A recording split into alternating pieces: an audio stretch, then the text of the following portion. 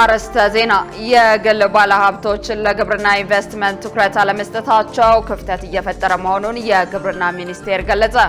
በጤና ዘርፍ የሀገር ውስጥን የፋይናንስ አቅም በማሳደግ ላይ እየተሰራ መሆኑ ተገለጸ።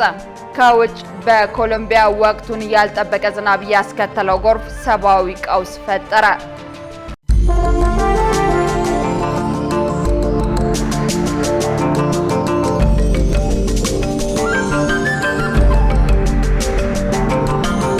ጤና ይስጥልኝ ክቡራን ተመልካቾቻችን፣ ከኢሳት ነጻ የህዝብ ሚዲያ የሰዓቱን ዜና ይዘን ቀርበናል። ከዜናዎቹ ጋር ትዕግስት ተስፋዬ፣ በምልክት ቋንቋው ሃይማኖት ተስፋዬ አብረናችሁን ቆያለን። አብራችሁን ነው። ቀዳሚ ወዳደረግነው መረጃ አልፋለሁ። የአፍሪካ ህብረትና የተባበሩት መንግስታት ድርጅት በባለብዙ ወገን አጀንዳዎች ላይ አጋርነታቸውን ለማጠናከር ቁርጠኛ መሆናቸውን ገለጹ። የአፍሪካ ህብረት ኮሚሽን ሊቀመንበር መሐመድ አሊ ዩሱፍ ከጉባኤው አስቀድሞ ከተባበሩት መንግስታት ድርጅት ዋና ጸሐፊ አንቶኒዮ ጉተሬስ ጋር ተወያይተዋል። ውይይቱ በቀጠናዊ ሰላምና ደህንነት፣ ዘላቂ ልማትና ሁሉን አቀፍ ኢኮኖሚ ትራንስፎርሜሽን ላይ ያተኮረ ነው ተብሏል። በተለይም የአፍሪካ የኢንዱስትሪ ዘርፍ እሴት መጨመርና መዋቅራዊ ትራንስፎርሜሽን ለእድገት፣ ለስራ ፈጠራና ለዘላቂ መረጋጋት ቁልፍ ሚና እንደሚጫወቱ በውይይታቸው ተነስቷል። የኮሚሽኑ ሊቀመንበር መሐመድ አሊ ዩሱፍ የህብረቱና የተባበሩት መንግስታት ድርጅት አጋርነት ኢተገማች በሆነው የዓለም ሁኔታ ውስጥ ሰላምና ደህንነትን፣ ዘላቂ አጋርነትን ለማረጋገጥ ወሳኝ ነው ብለዋል። የተባበሩት መንግስታት ድርጅት ዋና ጸሐፊ አንቶኒዮ ጉተሬስ የአፍሪካ ህብረት የተባበሩት መንግስታት ድርጅት የባለብዙ ወገን ስትራቴጂካዊ አጋር መሆኑን ገልጸው አፍሪካ በዓለም ሰላም፣ ደህንነትና የባለብዙ ወገን ስርዓተ ሪፎርም ወሳኝ ሚና እንዳላት ተናግረዋል። በውይይቱ የተመድ የጸጥታው ምክር ቤት አስቸኳይ ሪፎርም እንደሚያስፈልገውና አፍሪካ በምክር ቤቱ ቋሚ ውክልና ማግኘት እንደሚገባት ተነስቷል። ባለስልጣናቱ ህብረቱና ተመድ የዓለም የፋይናንስ ስርዓት እንዲሻሻልና አፍሪካ ፍትሃዊ የፋይናንስ አቅርቦት እንድታገኝ የጀመሩትን የጋራ ስራ አጠናክረው ለመቀጠል መስማማታቸውን ኢዜአ ከህብረቱ አገኘው ያለው መረጃ ያመላክታል።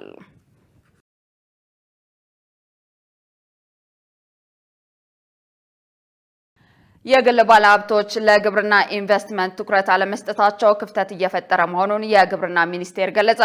በተያያዘ ግዢ ተፈጽሞባቸው ያለ አግባብ በመጋዘን ውስጥ የተከማቹትን የአፈር ማዳበሪያና ትራክተሮች ለአርሶ አደሩ ለማቅረብ እየሰራው ነው ብሏል። ገነት ዘዘው ተጨማሪ አላት። የህዝብ ተወካዮች ምክር ቤት የግብርና ጉዳዮች ቋሚ ኮሚቴ በዛሬው ውለው የግብርና ሚኒስቴርን የ2018 ዓ.ም በጀት ዓመት የ6 ወራት እቅድ አፈጻጸም ሪፖርት ገምግሟል። የሚኒስቴሩን ሪፖርት ያቀረቡት የግብርና ሚኒስትሩ አዲሱ አረጋ በቡና፣ በጥሬ ዕቃ፣ በቅባት እህሎች፣ በአሳ ሀብት፣ በሩዝ ምርት፣ በእንስሳት ጤና አጠባበቅና በአፈር ማዳበሪያ አቅርቦት ላይ በርካታ ተግባራት መከናወናቸውን ተናግረዋል። ሚኒስትሩ ያቀረቡትን ሪፖርት መነሻ በማድረግ የግብርና ጉዳዮች ቋሚ ኮሚቴ አባላት ጥያቄ አቅርበዋል። ከውጭ የሚገባውን ሩዝ ለመተካት የተያዘውን ግብ ለማሳካት የቀረውን ሰፊ ክፍተት መጠን እንዴት ለመሙላት እየተሰራ ነው? ለምግብ ዘይት ፋብሪካዎች የሚሆኑ ግብአቶችን ወይንም የዘይት እህሎችን በአይነትና በብዛት በማምረት ረገድ የሚታየውን የጥሬ ዕቃ እጥረትን በመፍታት ሀገራዊ ፍላጎትን ማርካት ያልቻለበት ምክንያት ምን እንደሆነ ቢብራራ። የመኖ ዘር እጥረትና የጥራት ችግር፣ ለእንስሳት ሕክምና የሚውሉት መድኃኒቶች እጥረት፣ የተወሰኑ የእንስሳት ጤና ተቋማት አገልግሎት መስጠት አለመቻል መኖር ተጠቃሾች ናቸው። ስለሆነም የነዚህ ክልሎች ተጨባጭ ሁኔታ ከግምት ያስገባ ድጋፍ ማድረግ ረገድ እየተከናወኑ ያሉ ተግባራት ቢብራሩ። በቡና ኤክስፖርት ረገድ በባጀት ዓመቱ 6 ወራት 269444.14 ቶን ቡና ለመላክ ታቅዶ የተላከው 297.42 ቶን 74.26% ብቻ ነው። ይህ የኤክስፖርት መጠን ካለፈው ዓመታት ተመሳሳይ ወቅት ጋር ሲነጻጸር 2% ቅናሽ አሳይተዋል። ዝቅተኛ አፈጻጸም ዋና ምክንያቶች ቢብራሩ። የአፈር ማዳበሪያና የኖር አቅርቦት አፈጻጸሙን ይበልጥ በማሳደግ ግብዓቶችን ተጠቃሚው በሚፈልገው ወቅትና ቦታ እንዲደርስ ለማድረግ በሚኒስቴር መስሪያ ቤቱ በኩል ያለው ዝግጅት ምን እንደሚመስል ማብራሪያ ቢሰጥበት። በቋሚ ኮሚቴው አባላት ለተነሱት ጥያቄዎች ሚኒስትሩን ጨምሮ ሚኒስትር ዴታዎችና የተጠሪ ተቋማት ኃላፊዎች ምላሽና ማብራሪያ ሰጥተዋል። የዓለም ገበያ በዚህ ሰዓት የሚፈልገው ጥራት ያለው ዶካውን የተከተለ እንደገናም ደግሞ በአጭር ሰንሰለት ውስጥ ያለፈ የምርት አይነት ነው የሚፈልገውና በጥራት ላይ ቫልዩ ድሪቨን በሆነ መልኩ ኤክስፖርታችንን ማሳለጥ አለብን በሚል በዋናነት እየሰራን ያለነው ጥራት ኢምፕሩቭመንት ነው። የጥራት ደረጃም ከማሻሻል አንፃር አምናም 200,000 ቶን ቡና ነው የተላከው። ዘንድሮ 200,000 ቶን ቡና ነው የተላከው በ6 ወር። ነገር ግን የ460 ሚሊዮን የአሜሪካን ዶላር ልዩነት አምጥቷል። ክልሎች ላይ ስንሄድ አቅም መለያየት አለ። ይሄንን ማቀራረብ አለብን፣ አቅማቸውን ማቀራረብ አለብን። በተለይ ከዚህ ከጸጥታ ጋር ተያይዞ የሰሊጥና የቅባት እህል ላኪዎች ያሉባቸው አካባቢዎች ከገበያ የወጡ ዩኒዮኖችና ማህበራት አሉ። ከዚህ በፊት ያነሱት የነበረውን በተለይ የፋይናንስ ችግርን ከመፍታት አንጻር በትኩረት ነው ባለፉት 6 ወራት እየሰራንበት ማለት ነው። ሁሉም ቦታ በሚባል ደረጃ በስፔሻሊ ዞን ከተሞች ላይ የመኖ ማሽነሪያዎች ተገዝቶ እየተሰራጩ ያለበትና ግብርና ሚኒስቴርም 15 የመኖ ማቀነባበሪያ ማሽኖችን ገዝተን ወደ ስራ ማስገባት ስራ ላይ ነው ያለው። ማዳበሪያው ትክክል ነው። 1.4 ሚሊዮን ኩንታል ነው ግብርና ስራዎች ኮርፖሬሽን መጋዘን ያለው። ይሄ ማዳበሪያ የሀገር ሀብት ነው። የባንክ ወለድም ስላለው በፍጥነት ወደ ተጠቃሚዎች መሰራጨት አለበት የሚለውን አሳይመንት እኛም ወስደን እንዲሸጥ እያደረግን ያለ ነው። ለሀገር ጥቅም ቢውሉ ከፍተኛ ውጤት ማምጣት የሚችሉ ትራክተሮች፣ የመውቂያ ማሽኖች በመከማቸታቸውም ለብልሽት ሊዳረጉ የደረሱ የተለያዩ ቁሳቁሶችን አይተናል። የግብርናን ባህሪ በአግባቡ አውቀው ምርትና ምርታማነትን በሚጨምር መልኩ ስትራቴጂ ላይ በተመሰረተ ሁኔታ ግብርና ፋይናንስ እየተደረገ እንዳልሆነ በአግባቡ ተገምግሞ ሰፋፊ ስራዎች ሲሰሩ ነው የነበረው። የግብርና ኢንቨስትመንት አሁንም ትኩረት ይፈልጋል። የቋሚ ኮሚቴ ዋና ሰብሳቢ ሰለሞን ላሌ በመጨረሻም ሚኒስቴሩ የአፈር ማዳበሪያን ዋጋ በፍጥነት ለክልሎች እንዲያሳውቅና መሬት ጦም እንዳያድር ማረስ እንደሚገባ አሳስበዋል።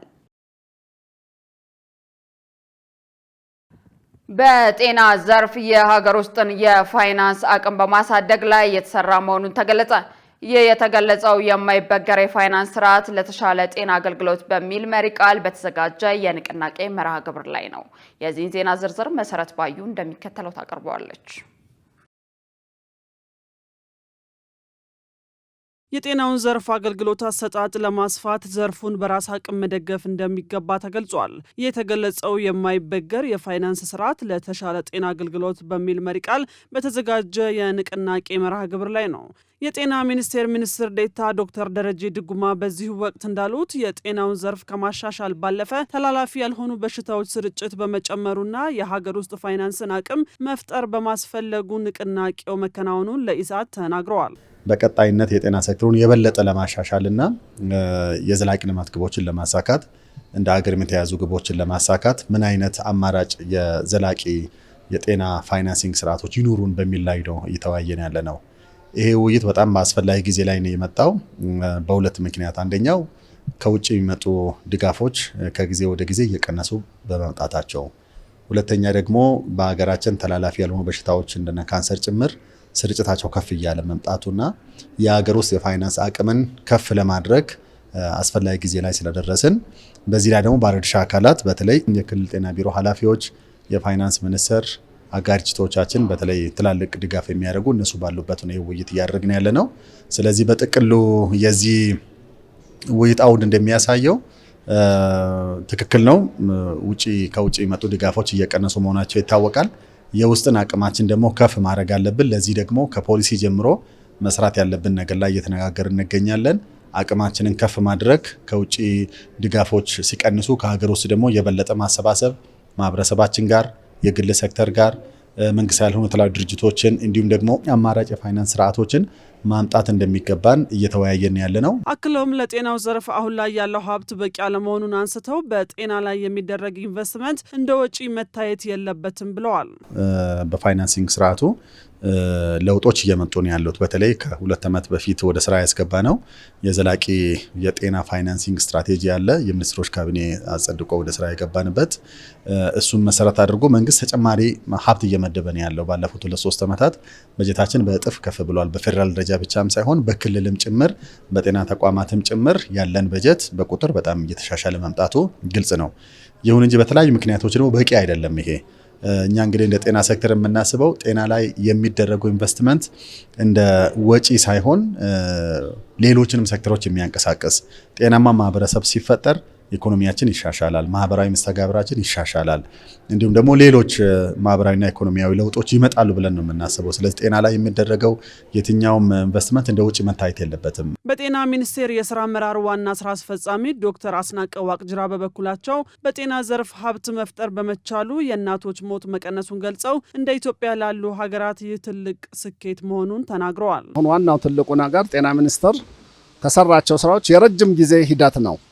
የጤና ኤክስቴንሽን ባለሙያዎች ከቀበሌ ጀምሮ ስላሉ አንድ እናት ነፍሰ ጡር በምትሆንበት ጊዜ ቅድሚያ ክትትሎች አሉ። በነፍሰ ጡርነት ጊዜዋ የምትወስዳቸው አመጋገቦች፣ የምትወስዳቸው ክትባቶች፣ የምትወስዳቸው ክትትሎች እነዚህ ለህፃኑ ጤንነት ለእናትየውም ጤንነት የበለጠ ጠቀሜታ አለው። ከዛም ደግሞ ጊዜዋ ደርሶ ለመውለድ ስታስብ በአቅራቢያው ባለው ጤና ጣቢያ ጋር ራሳቸው ባለሙያዎቹ ክትትልና ድጋፍ በማድረግ ከሰብ ሰሃራ ማለት ከሰሃራ በታች ካሉ ሀገራት ከ100,000 እናቶች ወደ 200 የሚሆኑት እየሞቱ የነበረበት ነው ያለው።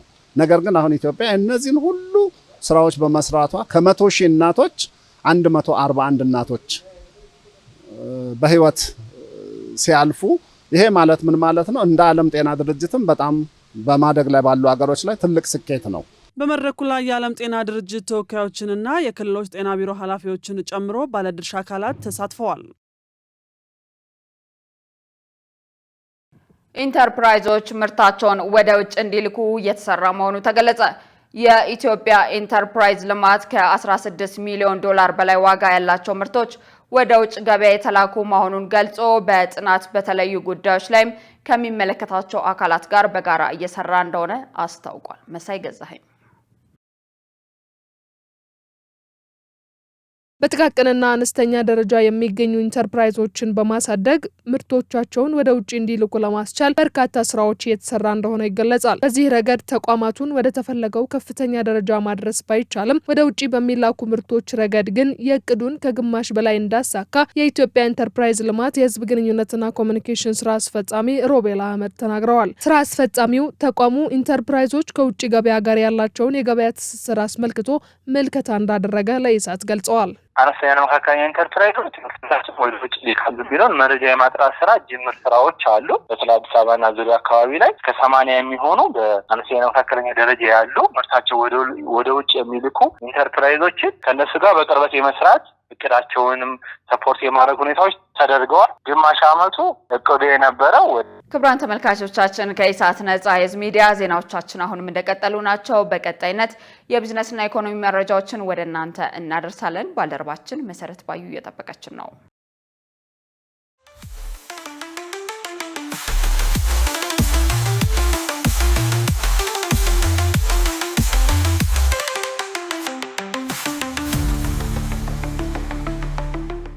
ሰላም ጤና ይስጥልን ውድ ተመልካቾቻችን ከኢሳት ነጻ የህዝብ ሚዲያ የዕለቱን የቢዝነስና የኢኮኖሚ ዜናዎች ይዤላችሁ ቀርቤያለሁ። ከዜናዎቹ ጋር መሰረት ባዩ ነኝ። አብራችሁን ቆዩ።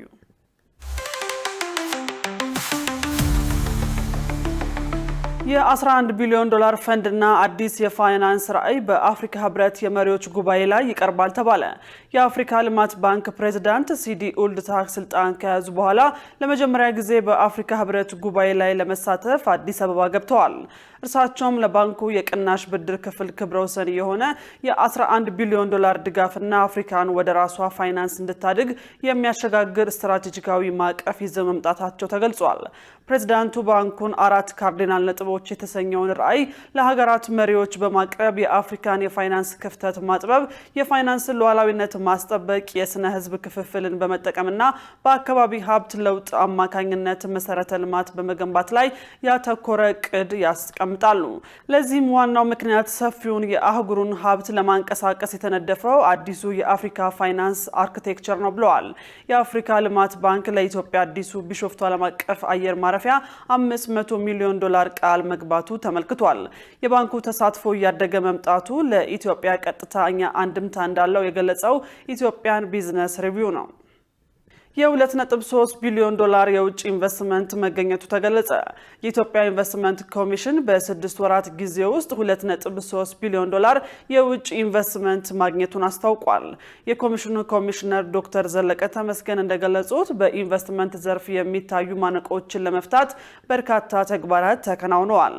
የኢንቨስትመንቱን ፍሰት ለማሳደግ ከሶስተኛ ወገን የጸዳ መሬት በማዘጋጀትና የአሰራር ክፍተት በመሙላት በባለሀብቱ ዘንድ የነበረውን ቅሬታ መፈታቱን ጠቅሰዋል።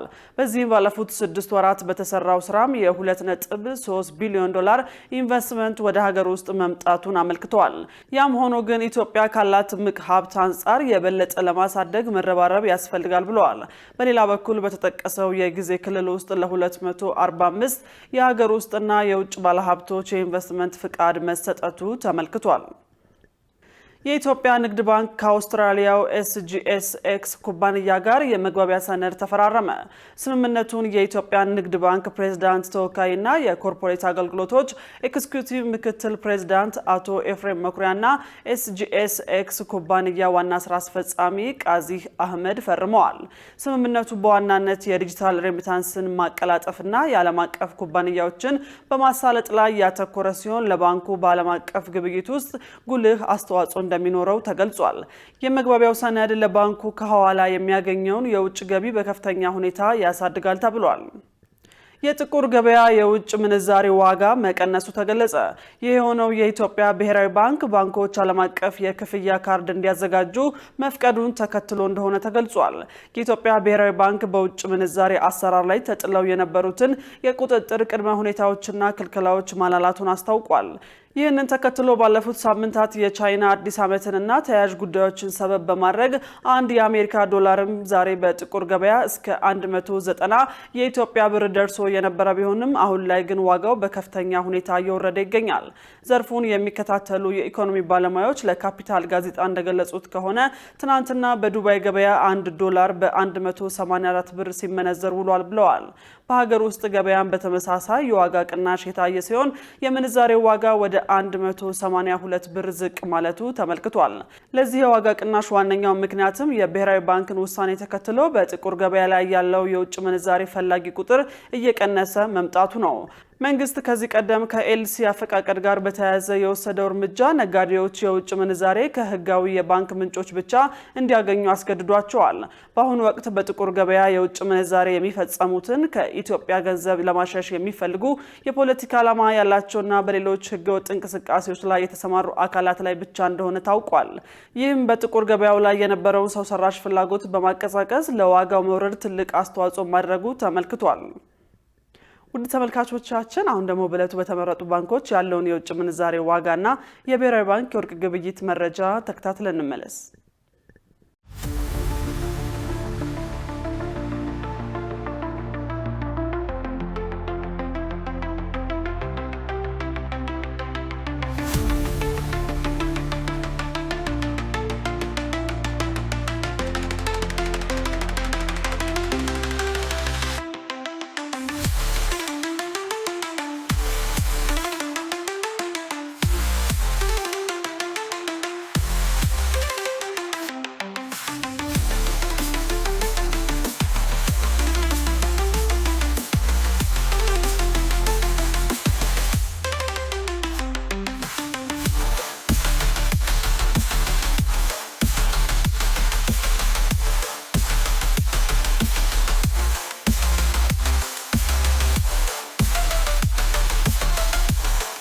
ውድ ተመልካቾቻችን ለዕለቱ ያዝናቸው የቢዝነስና የኢኮኖሚ ዜናዎች በዚሁ ተጠናቀዋል። ወደ ቀሪዎቹ ዜናዎች እንመለስ።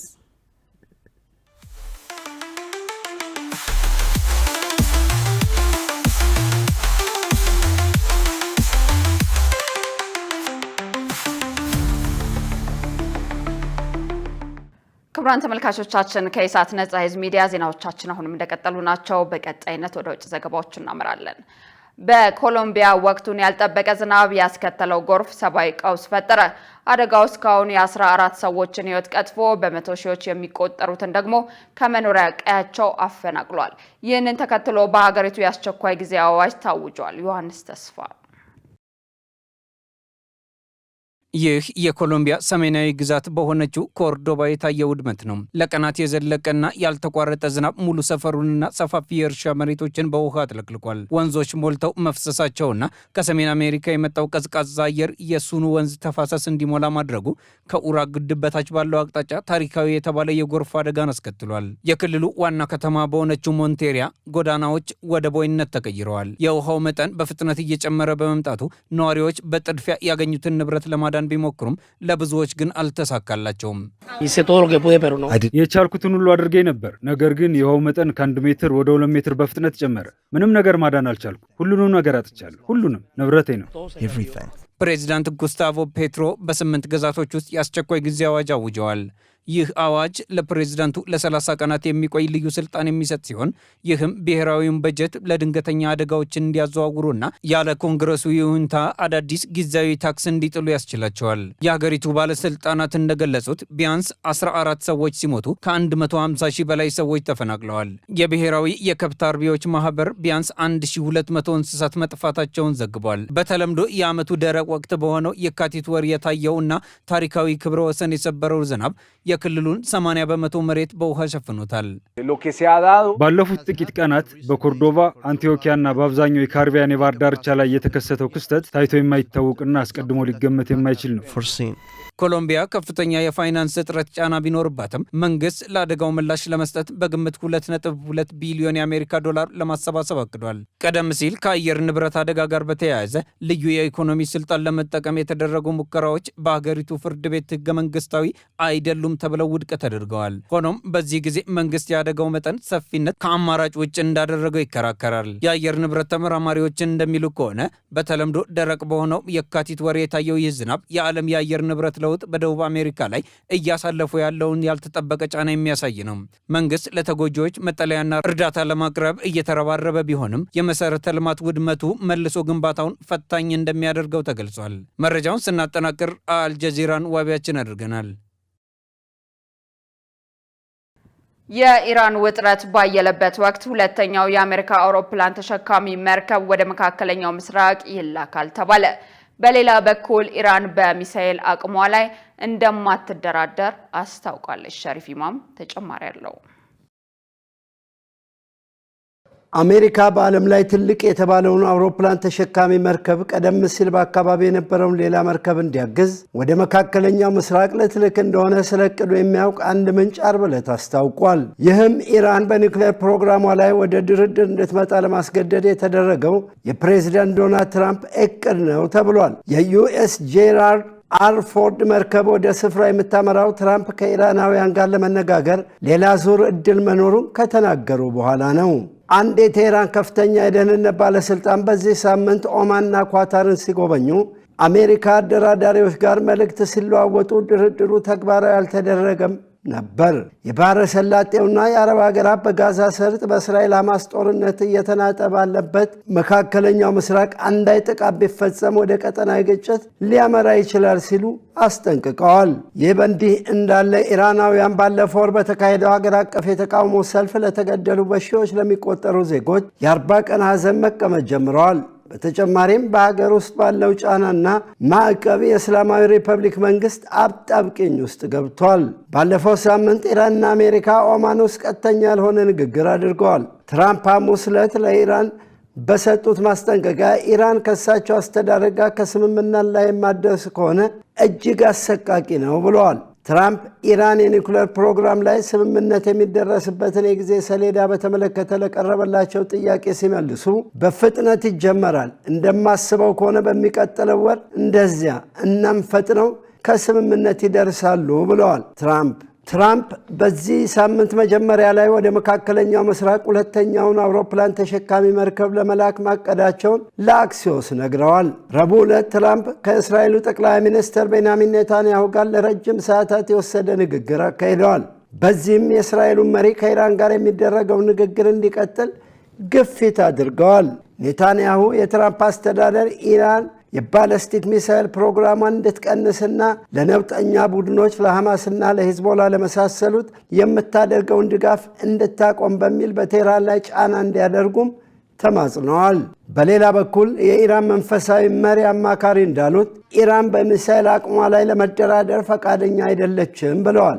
አሊ ሻምኻኒ ይህንን ያሉት ረቡዕ ዕለት የእስላማዊ አብዮት 47ኛ ዓመት በዓል በተከበረበት ወቅት ነው።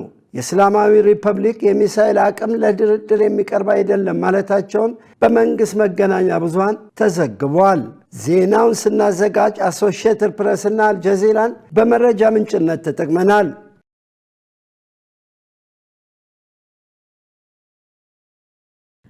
ክቡራን ተመልካቾቻችን ከኢሳት ነጻ ህዝብ ሚዲያ ዜናዎቻችን እንደቀጠሉ ናቸው። በቀጣይነት ስፖርታዊ መረጃዎችን ወደ እናንተ እናደርሳለን። ስፖርታዊ መረጃዎችን ወደ እናንተ ሊያደርስ ባልደረባችን ሙሉቀን ሰለሞን እየጠበቀን ነው። ወደዛው እንለፍ። ለጤንነት ለምርት ለወዳጅነት ሰላም ጤና ይስጥልን ተመልካቾቻችን ከኢሳት ነጻ የህዝብ ሚዲያ ለዕለቱ ካዘጋጀናቸው ስፖርታዊ መረጃዎች ጋር ሙሉቀን ሰለሞን። የኢትዮጵያ ሴቶች ፕሪሚየር ሊግ የሁለተኛ ዙር ውድድር ተራዘመ። የኢትዮጵያ ሴቶች ፕሪሚየር ሊግ የሁለተኛ ዙር ውድድር የካቲት 7 እንደሚጀምር አስቀድሞ ተገልጾ ነበር። ይሁን እንጂ በአፍሪካ ህብረት ስብሰባ ምክንያት ለአንድ ሳምንት መራዘሙን የውድድሩ አዘጋጅ አስታውቋል። በዚህም ውድድሩ ከየካቲት 14 ቀን 2018 ዓ.ም ጀምሮ በአበበ ቢቂላ ስታዲየም እንደሚካሄድ ተገልጿል። በመጀመሪያው ዙር ኢትዮ ኤሌክትሪክ፣ የኢትዮጵያ ንግድ ባንክና መቻል እንደ ቅደም ተከተላቸው በ36 በ32 እና በ29 ነጥቦች ሊጉን ሲመሩ ልደታ ክፍለ ከተማ፣ አርባ ምንጭ ከተማና አዲስ አበባ ደግሞ በመጨረሻዎቹ 3 ደረጃዎች ላይ ተቀምጠዋል። የኮከብ ግብ አግቢነቱን ደረጃ ደግሞ የኢትዮ ኤሌክትሪኳ ዳግማዊ ሰለሞን በ18 ግቦች ትመራለች። ሩሲያ ከኢትዮጵያ ጋር የወዳጅነት ጨዋታ ለማድረግ እንደምትፈልግ ገለጸች። በኢትዮጵያና በሩሲያ መካከል ያለውን ግንኙነት ለማጠናከር የእግር ኳስ የወዳጅነት ጨዋታ ማድረግ እንደሚፈልጉ በኢትዮጵያ የሩሲያ አምባሳደር ኢቭጀኒ ቴሬኪን ከሩሲያ የዜና ወኪል ታስ ጋር ባደረጉት ቃለ ምልልስ ተናግረዋል። አምባሳደሩ ከኢትዮጵያ ጋር የወዳጅነት ጨዋታ ለማድረግ የሚደረገው ንግግር በጥሩ ደረጃ ላይ እንደሚገኝም ጠቁመዋል። ሩሲያ ከዩክሬን ጋር እያደረገች ባለው ጦርነት ምክንያት በፊፋና በዩኤፋ ከማንኛውም ዓለም አቀፍ የስፖርት ውድድሮች መታገዷ ይታወቃል። ይሁን እንጂ የፊፋው ፕሬዝዳንት ጃኒ ኢንፋንቲኖ በሩሲያ ላይ የተጣለው እግድ እንደሚነሳ ከሰሞኑ ፍንጭ መስጠታቸው ይታወሳል። ጃፓን አዲስ የእግር ኳስ ጨዋታ ሕግ ልታወጣ ነው። የጃፓን እግር ኳስ ሊግ 100ኛ ዓመት ምስረታውን ምክንያት በማድረግ አዲስ የጨዋታ ሕግ ለመተግበር ማሰቡ ተገልጿል። ሊጉ ጨዋታው ባቻ ውጤት ከተጠናቀቀ ይመዘገብ የነበረውን ውጤት መሰረዙ ተነግሯል። እንደ ቤን ስፖርት ዘገባ ከሆነ በጃፓን ሊግ ጨዋታው ባቻ ውጤት የሚጠናቀቅ ከሆነ አሸናፊውን ለመለየት ወደ መለያ ምት እንደሚያመሩ ተዘግቧል። ጨዋታውን በመለያ ምት የሚያሸንፈው ቡድን 2 ነጥብ እንደሚሰጠው ሲገለጽ፣ ተሸናፊው 1 ነጥብ ያገኛል ተብሏል። ይህ የነጥብ አሰጣጥ የሚተገበረው ከየካቲት እስከ ሰኔ 26 ባሉት ጊዜያት መሆኑ የተገለጸ ሲሆን ጥሩ ምላሽ ካገኘ ሊቀጥል እንደሚችል ተዘግቧል። የእንግሊዝ ኤፍኤ ካፕ 4ኛ ዙር ጨዋታዎች ዛሬን ጨምሮ ለተከታታይ 4 ቀናት ይደረጋሉ። መርሃ ግብሩ ዛሬ ምሽት 4:45 ላይ ሃል ሲቲ ከቼልሲ እና ሬክሳም ከኤፕስዊች በሚያደርጉት ጨዋታ ይጀምራል። ነገ 8 ጨዋታዎች የሚደረጉ ሲሆን ከነዚህ መካከል ማንቸስተር ሲቲ ከሳልፎርድ ሲቲ፣ አስቶን ቪላ ከኒውካስል፣ ሊቨርፑል ከብራይተን የሚያደርጓቸው ጨዋታዎች ይገኙበታል። እሁድ በርሚንጋም ከሊድስ፣ ስቶክ ሲቲ ከፉላም እና አርሰናል ከዊጋን አትሌቲክስ ሲጫወቱ፣ ሰኞ ምሽት 4:30 ላይ ማክሰልስፊልድ ከብሬንትፎርድ የሚያደርጉት ጨዋታ የመርሃ ግብሩ የመጨረሻ ጨዋታ ነው።